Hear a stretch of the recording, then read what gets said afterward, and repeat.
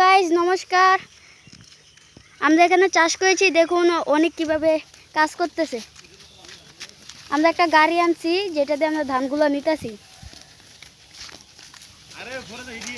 এখানে পাশেই একটা মন্দির আছে।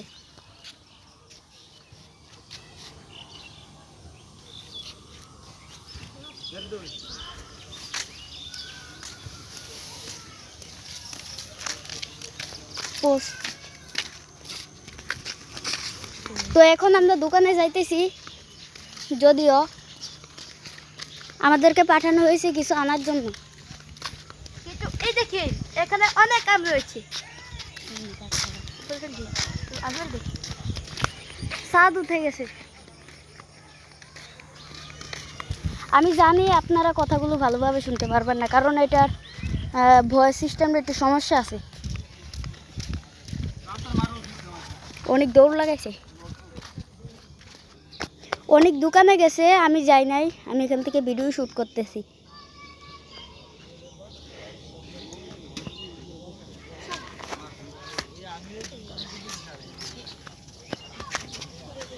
এটা হচ্ছে আমাদের চর, আমাদের গ্রামের চর।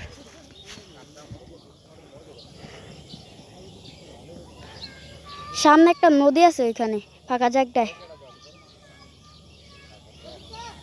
ওখানে সামনে একটা নদী আছে। ওখানে